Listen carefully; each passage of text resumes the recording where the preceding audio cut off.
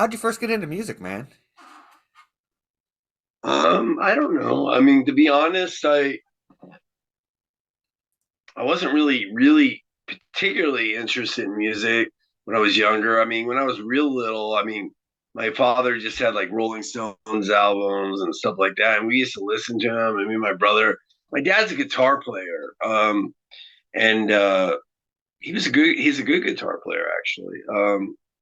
And he was in a band called TJ Tacos, which is kind of funny, but they were from Garden Grove, California, and he had his own band, and then he got drafted to the army. But then the minute my dad got drafted to the army for Vietnam, he signed up to be he signed up for the Air Force. So he signed up the exact day that he got the notice from the army. He went straight over to the Air Force and signed up that exact day. So he bypassed the draft notice from the army and went straight to the Air Force because he didn't sign no documents for the army, but he signed documents for the Air Force. So he beat the Air Force. And the chance of getting killed in the Air Force in Vietnam was highly unlikely. You know what I mean? Yeah, that's a smart man there. For a pilot or whatever, it's highly unlikely, But getting killed as an army guy, that was the Marines and the Army were probably 80-90% of all the deaths from all the Americans, Yeah. you know? So, and my dad jumping into the Air Force probably saved his life. Word, word. And I don't know why my dad came up with that idea. He never told me. I mean, his father was in the Army Air Corps, so I guess maybe he just thought, because there was no such thing as Air Force in World War II. There was just the Army Air Corps, and my grandfather was in Army Air Corps, during the war. He was in Normandy with Patton's army, and you know, he was the Air Force for the Army. Well, he wasn't a pilot either, so he was doing the same things as my dad. Because I don't know, my dad had bad eyesight. I'm not really sure what was up with my grandfather, but he was rolling around with the regular Army guys, even though he was considered Army Air Corps. Word, word. I was in the army for a while. I don't really recommend it. Yeah, my brother was in the Army too. He got to be an airborne ranger, and he got really, really fucked up, man. He hurt himself so many times, and he's totally regretting it now. He's Well, yeah. totally he spent 9 or 10 years in the Army.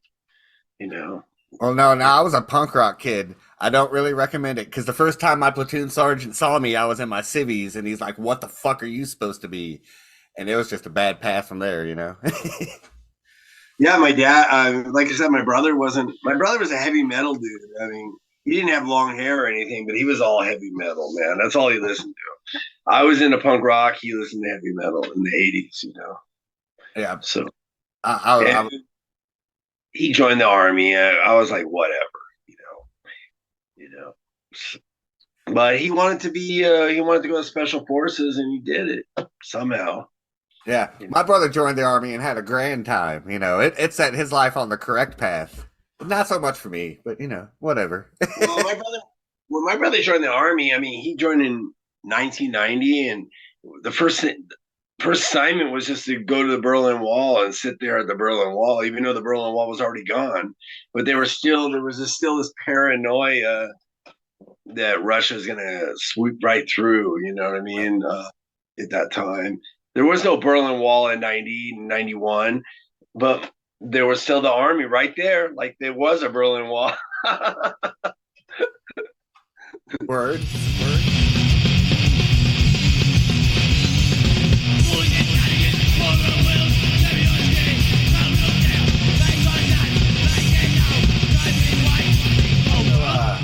Was Total Chaos your first musical project, or were you in something before that? I well, it was the same band. I mean, we had a different name. I don't even remember. We had like several different names. I first started the band in '88, but we had a different name, and then we changed the name. But it was just me, and it was nobody that you would ever know. Not on any of the Total Chaos records. There was one guy Roger, he was the drummer, and when I first started Total Chaos, like a year later, Roger was the first drummer, but Roger was only there for like 6 months, and then he bailed. He ran off to the army. No, he didn't army. I'm sorry. Conservation Corps or whatever, CC. I can't remember. I think that's what it's called. I was like, what the hell are you doing? California Conservation Corps he went off to. And I don't know what he was thinking, but he bailed off. And then we had to get a new drummer. And then we got this guy named Simon for a few months, for a little while, and he didn't work out. And then we got Gearbox, and Gearbox was the guy that everybody knows for the first drummer for Total Chaos, you know. And he's being Gearbox are still buddies to this day. I mean, he came back. He left the band in '95, at the end of '95, so almost '96, and then he came back in 2002, and then he left in 2009. And he wants to be. I mean, he's been always asking to come back to the band since then. Every single time Gearbox left the band was for girls. It was always for girls, you know. The first time was just because his girlfriend didn't want him touring with the band. It was touring all the time. And the second time was because he had a kid with his girlfriend. Or actually, he was married to her. But they got divorced a year after the baby was born. So, you know, what can I say?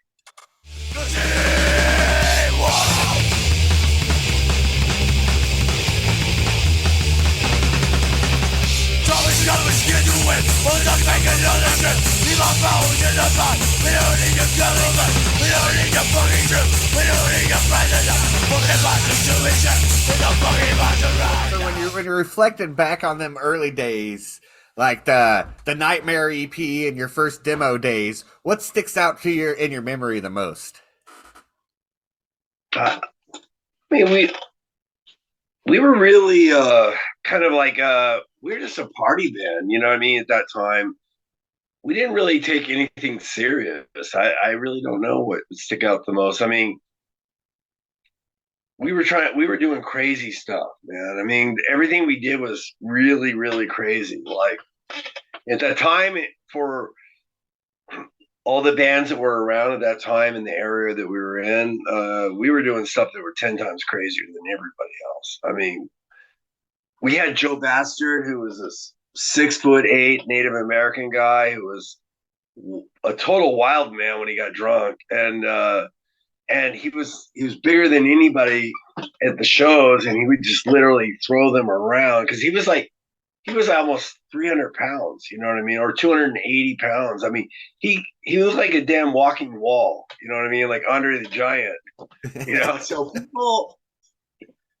people got scared of him, and he literally, and when we got in trouble, because we were always in trouble with Nazis. Nazis were always fucking going after us, and every time Nazis went after us or after our friends, they would always call Joe to go help them out. You know what I mean? Like a lot of the guys from the OC Peace Punk scene and the Orange County Peace Punk scene and whatever, they all wanted Joe to be like their bodyguard.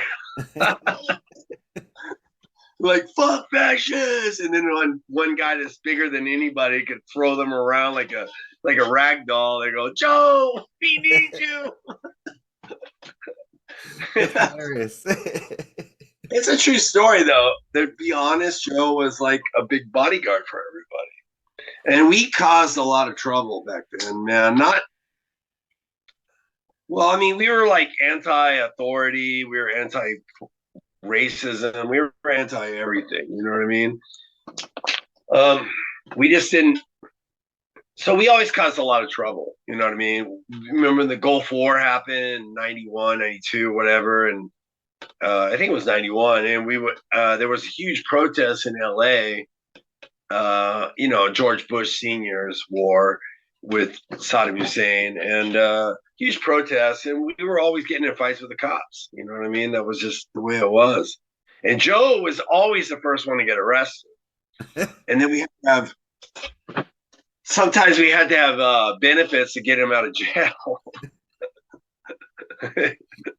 You know, because eventually the cops would get him down and they would send him into jail, like resisting arrest, assault on a police officer, inciting a riot. He had charges like this all the time. And then when we got, this is funny about Joe, because even when we signed to Epitaph Records, the first tour, Joe got arrested 3 times on the first tour. And we were on Bad Religion's label, Brett Gerwitz's label, Epitaph. And Brett Gerwitz was bailing Joe out of jail 3 times on one tour.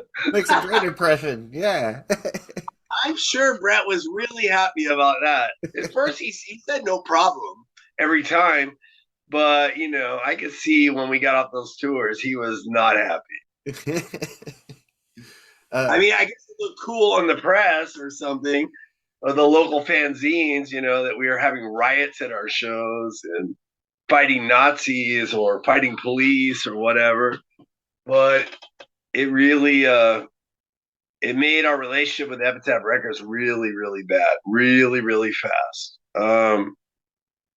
By the third record, man, I mean, Epitaph was so mad at us at that point. I mean, well, Brett was, and a couple other people at Epitaph, and they didn't even want us anymore. But we had a contract, so we finished the contract, and after that, Brett went into his drug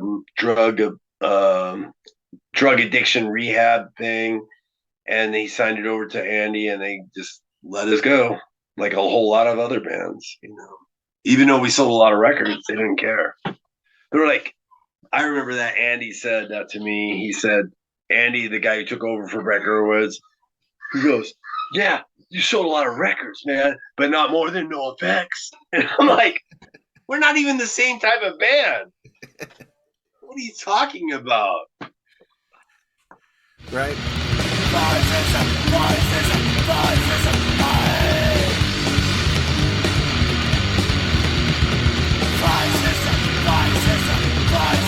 Records. The first full length that you released was "We Are the Future, We Are the Punks." That was a fucking great release. What can you tell me about that out 1993 that recording? We just didn't have any money, so I recorded it at a little studio. It was super budget recording. I think the recording cost us like $500. We didn't have any money, and then I had to save a bunch of money to print it. I printed it myself. And it cost me like $1,500 to print that record. And we printed like 500 copies or whatever. And I sold them and it was over. But before I can even sell those records, the Epitaph already wanted to sign the band. So we re-recorded almost half the songs off that album for Pledge of Defiance, and with a better recording, and it's way more powerful. And then the other half of those songs went on to Patriotic Shock. There's like 2 songs on that album that we never re-recorded again. You know what I mean? Yeah. So it's like, that album was just a precursor for the Pledge of Defiance and Patriotic Shock.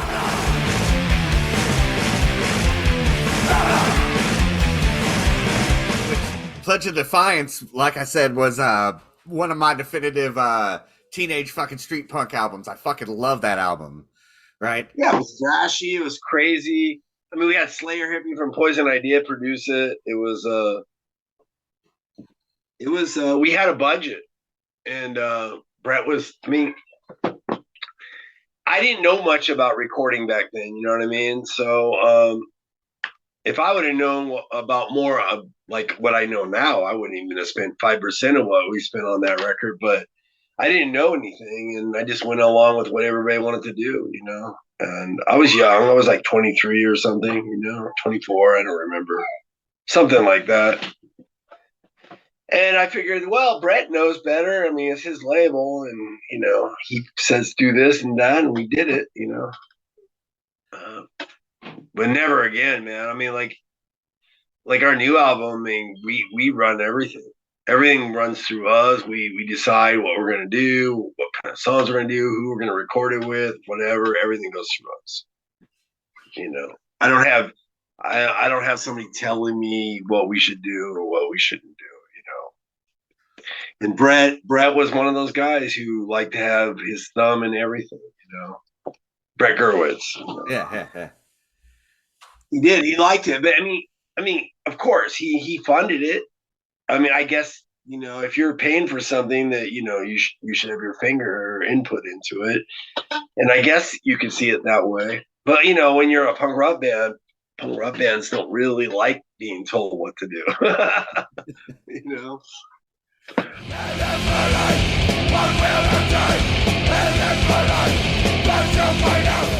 And Patriotic Shock, that was the first album I actually acquired. I got it in '96, and it fucking blew my mind, and it made me go out and buy Pledge of Defiance. You know, fucking that was a great album too.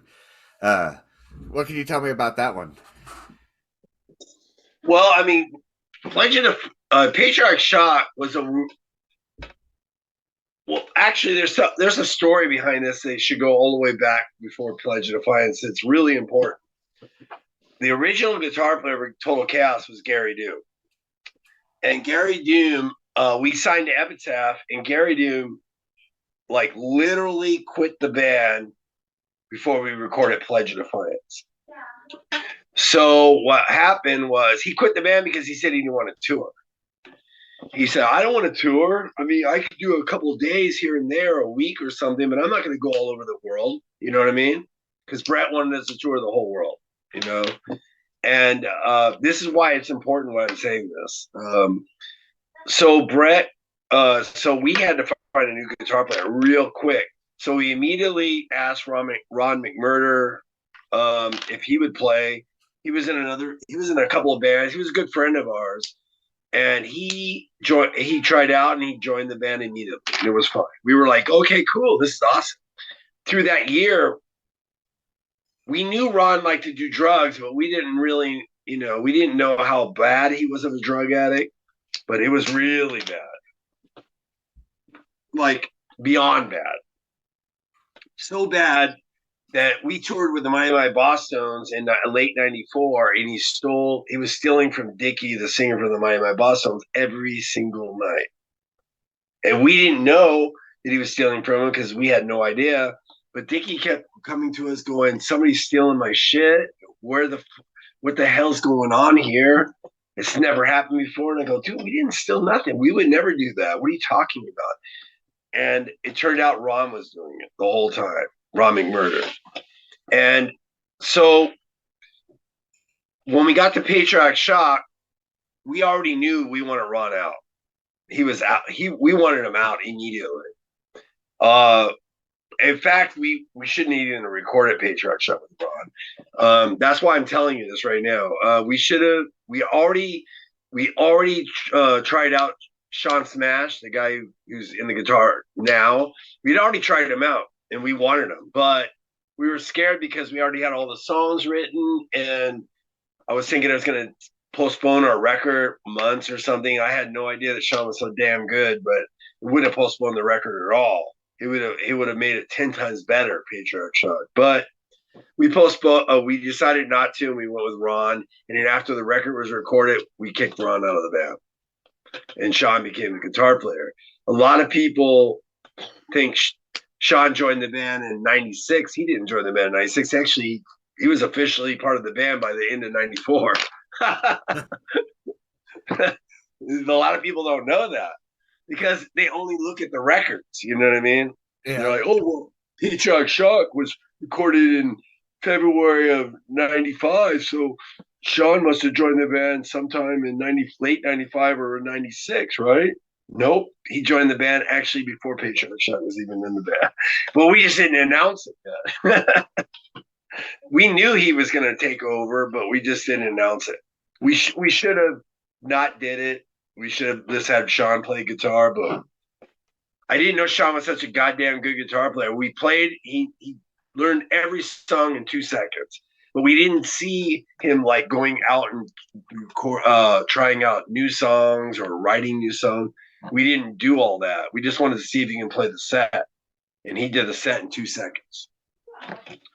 So that was why Patriarch Shock was very interesting. because in the whole time we were in the studio, we were always at odds with Ron McMurder. Everybody in the band everybody hated him in the band and wanted him out. You know what I mean? Uh, and right after that record was recorded, we did one more show with Ron McMurder, and he got in a fight with his girlfriend, and he started punching her, and Gearbox saw it and ran over there and fucking punched Ron McMurder, and then said, "You're out of the band, dude," and left him and drove away without him on the side of the street. Took his girlfriend with him. Gearbox took his girlfriend with him because he was punching her. I mean, she was hitting him, but it's not cool hitting chicks. You know what I mean?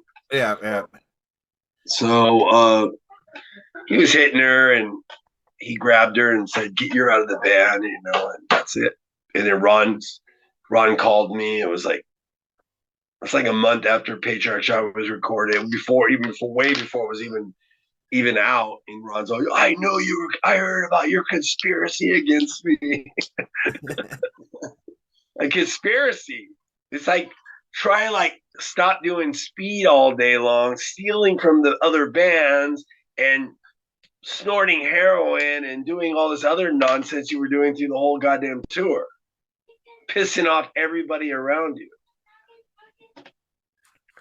But he was in the band for a little over a year, and he fucking burned every bridge you can possibly think of. Fucking crazy. But Sean Smash is a fucking badass. Like, his skill is so exponential.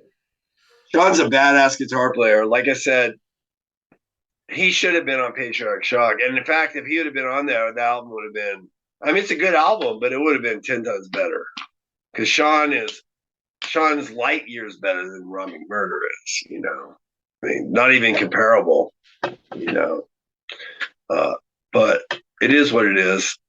Nothing we can do about it now.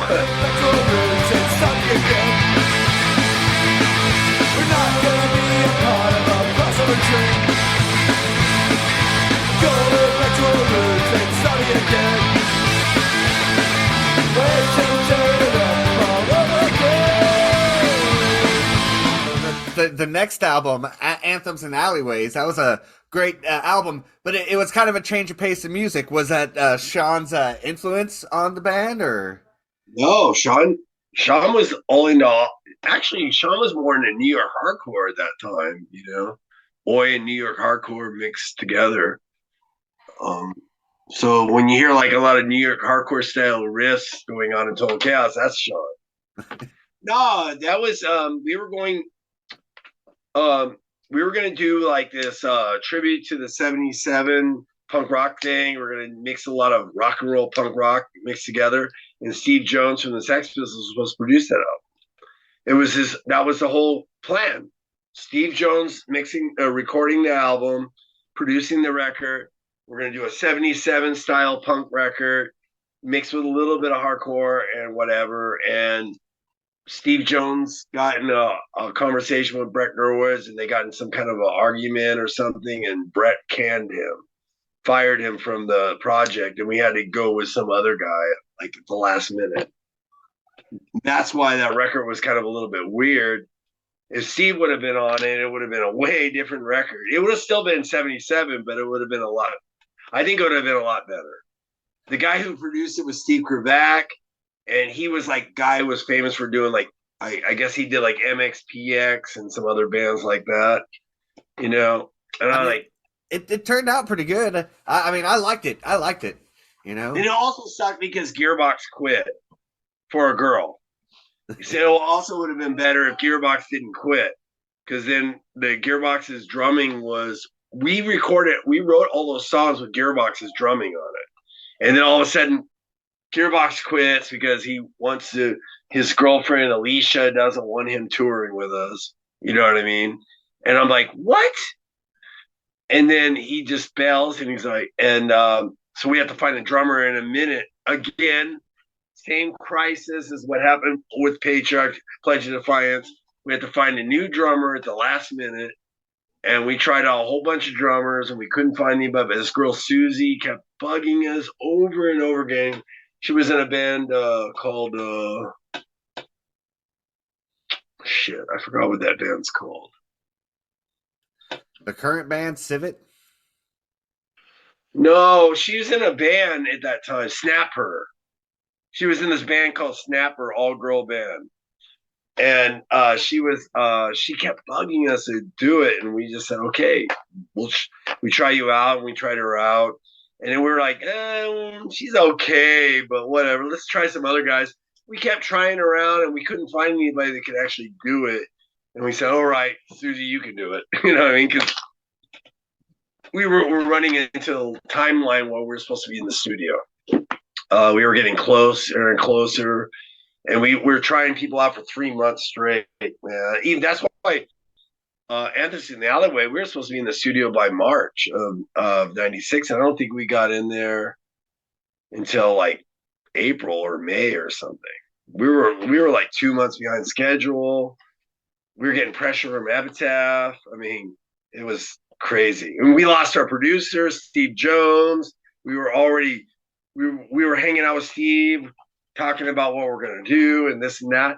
And I thought it was perfect because 76 to 96, you know what I mean? We're going to do like this anniversary of the punk rock thing with the guitar player from one of the biggest punk bands in the world, the Sex Pistols. It would have been badass. But Brett Gerwitz decided otherwise. And that's why we ended up with what we ended up with. You know what I mean? I did notice that is the one. That is the one album cover that doesn't have your classic logo on it. Whose idea was to change that? Well, we just thought since the album was totally different, we just thought it would be different to have a different logo. I think we didn't make the logo up ourselves. I think the guy at Epitaph, graphic arts guy, just came up with the logo and said, "What do you think about that?" And he came up with different logos, and we all, yeah, that looks cool. We'll do that. Just to show that it wasn't. Originally, we were going to have like we're going to have different artwork. We're going to have different artwork and all this stuff, and it was going to be like something with Steve Jones talking about the punk rock, scene and how this is a continuation from the beginning of punk. It was going to be like something really cool, but when we lost Steve and we lost Gearbox and all that, all pretty close together, it was like, whatever, Epitaph seemed to just took over the whole damn project. You know what I mean? Because if it would have been our decision, but the thing was, I don't know what Steve wanted. That was the thing. We don't know. We don't know what Steve Jones wanted, and that was, he never actually told us. He just said, put me in contact with with Brett Gerwitz, and we'll discuss what the arrangement is. And whatever it was, Brett was not happy about it. So, I mean, Brett Gerwitz wasn't happy about the guy who did Patriarch Shock either. Ross Humphrey did it. He was like the producer for the Mighty My Boss Notes or whatever. He wasn't happy with him either, but he cut Ross down and Ross took it. But Steve Jones was like, whatever happened, he said, fuck you. And they got in a huge fight, and that was the end of it. Word. But that was your last album on Epitaph, so you didn't really have to worry about that shit anymore, right? Well, we wanted to do another record. But Brett in '97. Brett went into drug rehab, and the label was all over the place. And by '98, they got the new the new president, Andy, which I always thought was my friend, but he turned out to not be my friend. When he became president, he was a total backstabber, and he backstabbed everybody. He got rid of half the bands. Half the bands were gone instantly when Andy came into office. And I go, well, Brett Gerwitz signed us, not you. He goes, and you know what he did? Me and Sean were standing there. He goes like this. Do you see Brett anywhere? And I go, no, what are you talking about? And he goes, that's right, because he's not here. You're talking to me now. That's what he said to me. He was around. That's the kind of a wanker he was. That's fucked up. What an asshole. You sold some records, man, but not more than No Effects. What are you talking about? What an asshat. But Nobody then liked him. Even No Effects didn't like him. Fat Mike, I asked Fat Mike, what do you think about Andy? He goes, that fucking dude is a poser, dude. He doesn't know shit about punk. I don't know why Brett left him in charge of the label. Exactly what Fat Mike told me. You know? And I don't even know. I asked Tim Armstrong what he thought about Andy, and he just said he doesn't want to talk about it. You know what I mean? I think everybody didn't like him. You know what I mean? Like at least as the head of the Epitaph Records, nobody liked him. I think people liked him as like a regular guy. I liked him as a regular guy, but when he got power, he turned into a different man. You know? yeah, fuck that. Never give up, no, never give up. No way, never give up, never give up, no, never give up. No way, never give up, never give up, no, never give up. No way, never give up, never give up, no, never give up. Then you went on to record In God We Kill. That was even more of a different pace for you. You had more of a metal-y feel to that album. Well, that's a Sean, you know. I told you Sean's a New York hardcore guy, you know. Most of In God We Kill was just demos that we recorded when we were in Epitaph. It was just like a bunch of demos that we just sloshed together and threw it out. You know what I mean? The album that we really, really worked on and we really, it was actually a full length album that we put out, we worked hard on was Punk Invasion. You know what I mean? 2001. That was a fucking great album. That was a great album. That's what album we did because In God We Kill was nothing but a 90% demos. You know what I mean? Demos there were offshoot songs from stuff that we were doing with Epitaph that we just didn't record. And they had one of them had wait, where was my notes at? Didn't you have a rapper on one of the songs off of that album?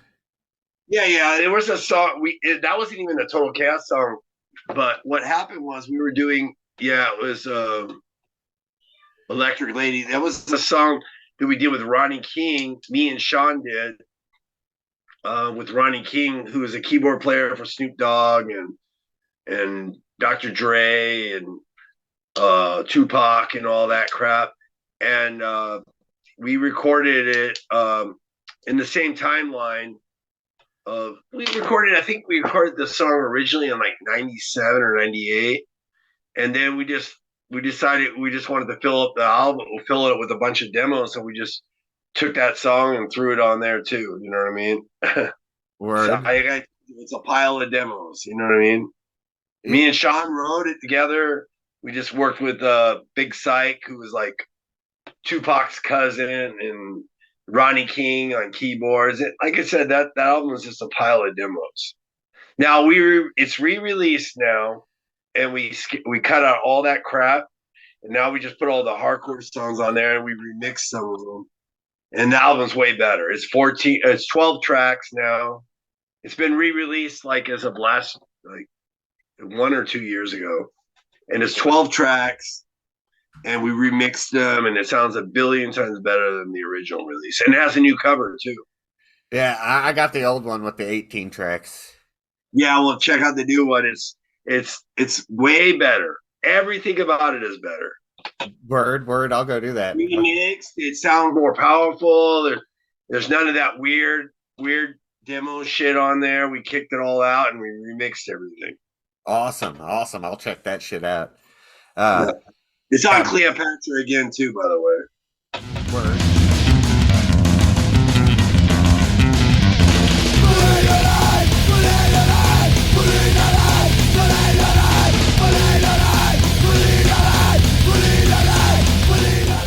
But Punk Invasion, like I was saying, that was a fucking badass album. Tell me more about that one. Well, we were after the between like 98 and 2000, we were writing all these songs, and pretty much we were demoing a lot of them at Victor Alfaro's house. Danny Danny had joined the band as a drummer after we kicked out Susie for drug use and stuff like that. And we're not really big on drugs. You know, my band likes to drink beer, maybe smoke pot. Some of the guys do, but when it comes to like heavy drugs, man, if they're hooked on heavy drugs, we always get rid of them. It doesn't work. Susie was a horrible speed addict. You know what I mean? And we had to get rid of her. Oh yeah, I know what you mean. I live in the Ozarks. I know all about that shit. You know. Yeah, we don't get along with it, man. We're all like beer drinkers, and well, some of the guys smoke pot, but you know, not me. But me and Sean, we don't smoke pot. We just drink beer. That's all we do. It's safer that way. Anyways, so we were recording all these demos, not the ones that came out on In God We Kill, because those songs were mainly the songs we wrote while we were on Epitaph and right after. I'd say those songs were written between 96 and 97 and partially 98, and then that was it. And then we recorded it. And we did record that album in 1998, and it came out in 99. But in between that time, we were recording new songs. We were waiting to put out a really, really badass album.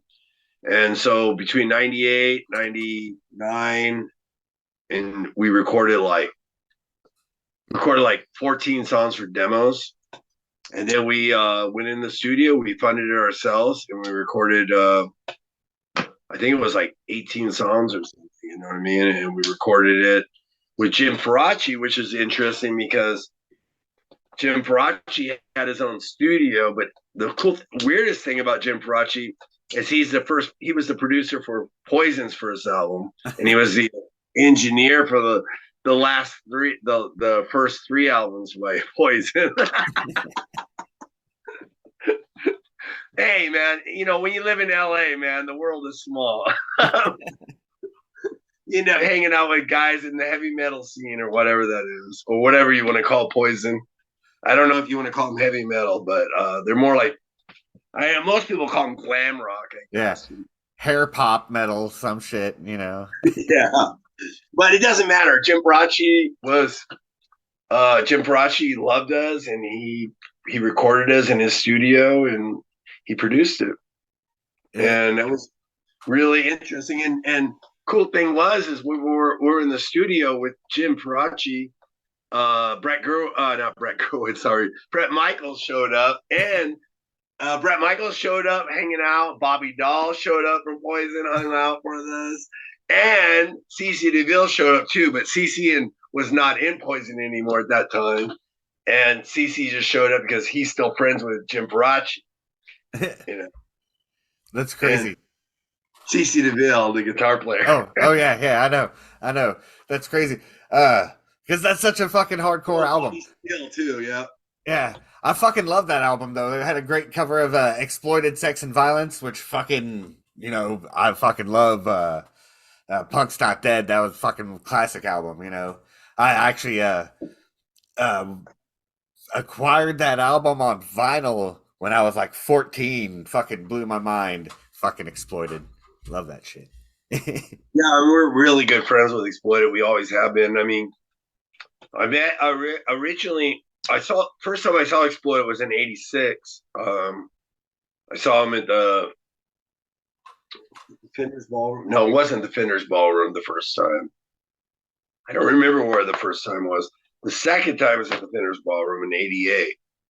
The first time, I don't remember what it was. Doesn't matter. But anyways, but they came back in 1990 in LA. And then they played the Hollywood Palladium. And by this time, I did not know Waddy or his brother, Willie or William or Wooly or whatever. It has a million different names. His real name is William. So I always call him Will. I'm like he says that I'm the only one that calls him Will besides his mom, but whatever. You go, Will, what's up, bro? You know? Because everybody calls him Wooly. I don't know why. This is a Scottish thing, I guess. Anyways, Waddy's brother. He's a drummer. But he's not in the band anymore. He quit Yeah, he quit like less than a year ago. But he's not in the band anymore. But it doesn't matter. I saw Exploited in 1990 at the Hollywood Palladium, and we didn't have tickets, of course, but we were the whole group of people, and we decided we're gonna plow through the fucking security and run into the big venue. It's like a 2,000, 3,000 seat venue, and we plowed right through the security with like 5 or 6 guys, and Joe Bassett at the head of it because Joe just knocks everybody around. And we just plowed right through and ran in and disappeared into the crowd because there was thousands of people and security guards couldn't figure out who we were. And it wasn't just us. We were winning a crew of like 12 people. So 10 or 12 people ran in there all at the same time. Well, all of us got in. Me, Joe Bassett, Gary Doom, and I think Gearbox was with us. We all went in there and we were hanging out. And the next day, we hung out that night. We had a good time. I didn't meet Exploited that night. But the next day, we were meeting up with my buddy Caesar from this band called Dalma Medista. And he wanted to go to TJ because he's from Tijuana because he's Mexican. And he said Exploited's playing in Tijuana and the Iguanas. And I go, cool, let's go. And so I went with Jim Gray and Caesar and Gary Doom, me and Joe Bassett, and we drove all the way to Tijuana, which is not that far, 2 hours or 2.5 hours from LA. And then we saw Exploited. And then I ran into I ran into Wooly, Waddy's brother, and he fucking hooked us all up and got us in the backstage. We didn't have to pay for tickets. And then we were hanging out with him. And that's when I first met Waddy. And that was in 1990. I really sat down with Waddy and was talking with him and all that. And I've been somewhat good friends with him since. I mean, we weren't like close at that time. But every time they saw me, like they knew who I was. But, when we got really close was like around 10 years later. And then after that, we've been close friends. I mean, I pretty much know his entire family. At this point. That's fucking awesome. That's awesome. His wife, his brothers, the whole thing. I knew his father before he passed away. I mean, the whole thing. What do you think of your cover of it? Sex and Violence. He never really said anything about it. He just said it's an honor that you're playing our songs. That's what he said. Like, take it as a compliment or whatever, something like that. Waddy never really cares about stuff like that. If he was pissed about it, he will tell you. You know what I mean? He wasn't pissed. He was all right with it. You know what I mean?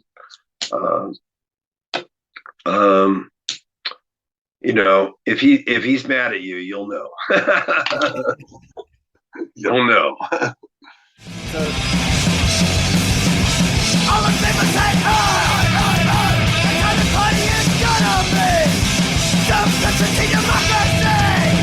So let's talk about the next album, 2005's Freedom Kills. That was a fucking great release as well. Like, yeah, your albums have been pretty consistently good since Punk Invasion, in my opinion. Yeah, it was good. I mean, it could. Again, we had production problems. It was self-funded again, and there were some production problems. Gearbox had a lot of weird ideas that he shouldn't have intervened. We're gonna remix the album, and we're gonna re-release it again. It's out of print right now, but we're gonna remix the album. I don't have the masters, but I think the guy who produced it does have the masters. And if he does, and I think he does, Derek, we're going to remix it and we're going to re-release it. There were some production problems. And we're going to edit out the We're Not Going to Take It song at the end because we didn't want that on there in the first place. Actually, Gearbox is the one that insisted that we do it again. I have no idea why. But we're going to edit that out. But we're going to keep everything exactly the same. We're just going to remix it and chop that last song off, And we're probably going to change. The cover's going to be the same, but I think we're going to do a black and white version. like old punk rock, Freedom Kills, It's a good album. It just, I didn't like the production on it. It was super sloppy. There were some good songs that were done all right. Like what you gonna do? That song came out nice on the album. It came out really nice. I mean, there's so many good songs on it, like Horror Visions. That's a really, really powerful song. But I don't like the production on it. I was a fan of Punk Coalition. That was a great song off of that. You did a cover of the Misfits on that fucking album. Fucking Yeah, Sean sang that. Yeah, that was fucking pretty guitar cool. player singing it. He wanted to do it. I don't know why. Who doesn't want to play some Misfit songs every once in a while? Well, I don't know. He was like into that at that particular moment for some reason. I don't know. I don't remember. It was a long time ago. We just got off the tour with Exploited at that time. We were on tour with Exploited in '94, and we got off the tour, and then we went straight into the studio and recorded that album. We did a full U.S. tour with Exploited. And I wanted Waddy to be on the album, but Waddy's like, well, at that time, Waddy's like, how much are you going to pay me? It doesn't matter. I mean, Waddy would have had to stay behind, and he would have to get a new flight and all that stuff. It would have been a real hassle, you know what I mean? Yeah.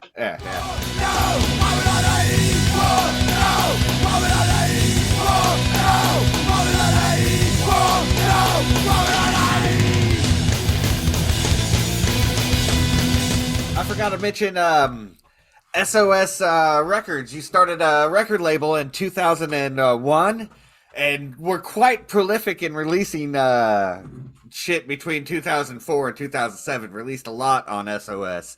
How did that come about? It was me. I formed a label with this guy that was playing bass for us for like 2 seconds right after Joe Bastard quit. Joe quit in 2000 because he had 5 kids and he just couldn't pay the bills anymore touring with us. And we kind of put him in a hard spot. We're like, dude, you can't just play one show every year or a couple of shows every year and be in the band. You got to be in the band. You're going to tour with us, So Joe quit sometime in late 2000. And we got this really, really stupid guy playing bass, Todd. But Todd had this little label that he put out of himself. And I said, I'll put in some money and we'll put out the new Total Chaos record, Punk Invasion. And we did.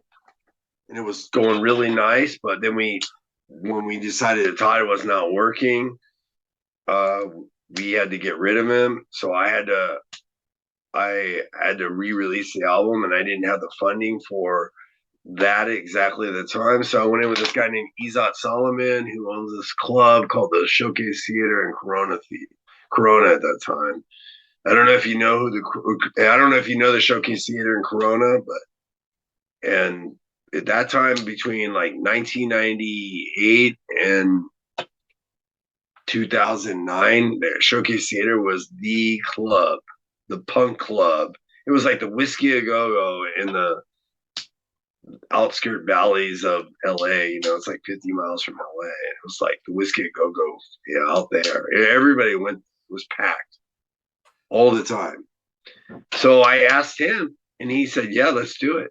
And we put together SOS. We changed the name from Reject Records to SOS Records, and we started putting out records. I first put out my record band, and then we put out Funeral Dress and Resilience and a couple other bands that I had on the table. Blank 77, which is really cool friends of mine from the East Coast. And that's how it all started. And then I started putting on, we were touring with Exploited, and I asked Waddy if he has any old records we can re-release. He said, yeah, you can put out the Horror Epics album or whatever. And then Izat he's always really, really good friends with the Addicts. So he talked to Addicts and putting out all their new stuff. And we started putting out their new stuff with them. And that's how it all happened. It's kind of crazy. Yeah, there's a lot of great albums on that label. A lot of great albums on your label. Last long. Dancing, dancing on your grave. I'll be dancing, dancing on your grave, yeah. Rejoicing that you are finally dead. Dancing, dancing on your grave, yeah. But so let's talk about Avoid All Sides. No, I thought The Void Outside was a great album, but again, the production was not that good. But the good thing is I have the masters for that, and they're right here at my house in Germany. And we're going to remix it, and we're going to re-record it. We're gonna not re-record it, remix it and re-release it. The album's good, really, really good album. I like it. We were on tour the year before that, and we were on tour for like 2 years before we recorded that album, and we had wrote all these different songs. We just kind of like got in the studio and we just recorded it like all together in one set. Like we didn't even do demos for it. We just went straight in the studio and recorded everything and like right there. So that's why I said there was production problems, because we didn't actually even rehearse the songs. We just went in there, we jammed it out a couple of times, went over the each song, and then we jammed it out a couple of times and just recorded it just like that. You know, and a lot of bands do that actually. You know, ask No Effects, they'll tell you they record all their songs. They never rehearse. They just go in the studio and Pat Mike shows the song and then records it, and that's it. You know, Just and that's move on. exactly what we did. What? Yeah, same thing with Let's Go Rancid. They did the same thing. They barely rehearsed any of those songs. You know? Well, those Just went in fucking. there and recorded them all like right there. Well, they all turned out great. Shit. Wake up, America. Tell me what you see. Wake up, America. With all the tragedy. Wake up, America. See right through the lights. Wake up, America. Before another day. Battered and Smashed, 2011. That was a fucking great album as well. You are on a new label there for that one, right? Yeah, we did put that out. That was the first album. Yeah, that was on Stomp Records in the US and People Like You in Europe. Yeah, I fucking like that album. Well, it's a good recording, but you know, different. That's all I can say about it. We kind of mixed like Anthus in the Alleyways together with like some of the newer stuff. You know what I mean? It was kind of like mixed all together. You know, Yeah. it had a lot of melodic songs mixed together with hardcore songs. Yeah, that was the first album we did like that since Anthus in the Alleyways. So Yeah. It was a little different, but I mean, it was a great album. It was a great album, and I like Anthem and the Alleyway. I fucking love that fucking '96. It was fucking great album.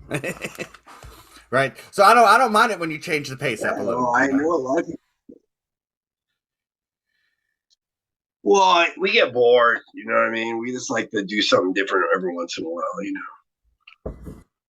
Word.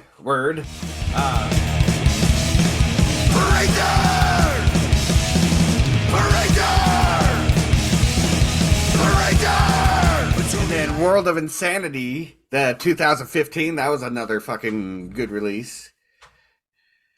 That was good. Yeah, I just got over a huge breakup with my wife, and I was really pissed off. My ex-wife, and I was really pissed off. I wrote all kinds of songs on that one. They were all very pissed off. You know what I mean? So that's where that album comes out with us. I have so many pissed off songs on there. You know what I mean? You know, I mean, there's some stuff in German on there too. You know, for Raider, which you might not know what that means, but that means traitor. You know, and you cross the line. Yeah, I was really pissed off on Hunter be hunted. that album. You know, yeah, I could see it. Well, that's Sean wrote that song. Sean wrote that song. That has nothing to do with me. There's like 2 songs on there that I didn't write, but the rest of them I wrote. Word. And that was one of the 2. The world is a lie. That was actually, that one is written by, okay, that's the other second one that I didn't write. That's written by Miguel. And the other one, Hunter Be Hunted, is written by Sean. Yeah. Oh, me. Police Rat, everything me. World of Insanity, all that. Word. But believe me, I can't do anything without Sean's because Sean's the one that comes up with the brilliant guitar stuff, you know. Even though I can come up with the rhythms, nobody can. Sean's brilliant guitar work really fills it all in. You Oh yeah. He brings that aggression that you need. That really fucking fills in the total chaos feel. Guitar solo, motherfucker. He's like Mr. He's like the shredder. Yeah. Fucking dude's a I'm badass. not even kidding, dude. Some people love him, man. I mean, even the guitar player for Slayer, the guy who just the original guitar player for Slayer who died, I forgot what his name was. He was like big time friends with Sean, and he was impressed by Sean's guitar playing. You know. Yeah. Not only that, even CC DeVille from Poison, he was impressed. Even oh my God, forget about Slash. Totally says fucking he kills him. You know what I mean? Slash from Guns N' Roses, Sean kills him. Yeah, It's funny that we know all these guys. That is odd. That is very odd. Well, we also know, yeah, we know all these metal dudes, you know, Pantera guys. In fact, Dimebag Darrell and his other brother, we used to go hang out with them in Fort Worth, Texas, you know, because they had like this, they owned a hotel and they had a bar out there, you know, in the mid 90s. We used to go hang out with them, you know. So, I don't know. Another one from its tears, the biggest new scar. Conspiracy, this other was. Conspiracy, off our tears. Conspiracy, they've got the truth. Conspiracy, $5 Fucking new record, Mind Warfare. It's fucking badass. Like, here it is 30 fucking years later and you're still fucking ripping that shit up. Yeah, Mind Warfare, we've been working on it for the last 7 years, pretty much consistently working on it, we'll song by song.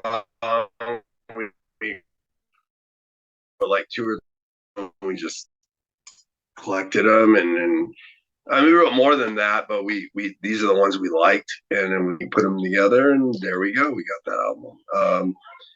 The world's been really fucking weird, you know, the last like 6 or 7 years, you know what I mean? And I decided to, you know, point it out like I always do. I'm a very political guy, you know what I mean? But I grew up in the Dead Kennedys and stuff like that, you know, in the 80s. So I like to call things out as I see them. You know, everything is not what it seems, you know what I mean?